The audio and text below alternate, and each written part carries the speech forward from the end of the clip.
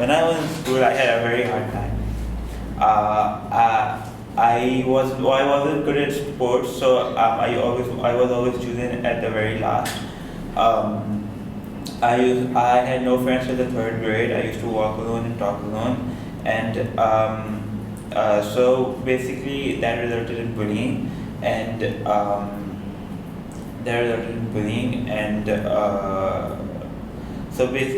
that was the problem with that was that I had no one to share my feelings with, and just like a balloon, if you fill too much air in a balloon, it bursts. That's So basically, it bursts. So that's how I exploded. I used to cry for no reason after every 1 or 2 months. So what I'm trying to say is, if I had the power to go back in time and fix everything, I would. But at the end of the day, I'm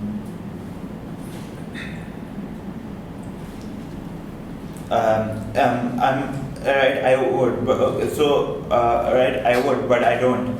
So the thing is, so only two things I can do only two things, right? The first is you can sit at this exact same position and think about how bad your life has been, or how hard times you've been going through, or you could work upon how or you could look at the future, and you can learn from what you've done, of what are the things that have ever happened to you, and you can look at the future and you can think that, you know what, I'm gonna do better this time. And so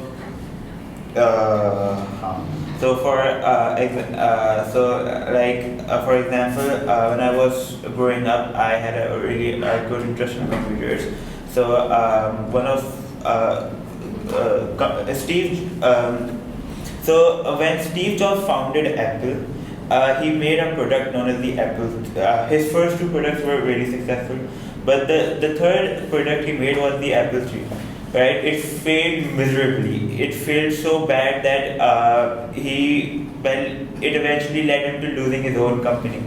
Right? But however, after it failing, he didn't give up on it. Right?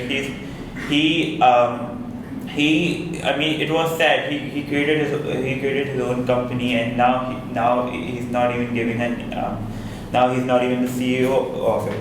But he didn't give up, right? He worked on it, and eventually he founded the Apple, the MacBook Pro, which was a huge success. And another. So what I'm trying to say is that instead of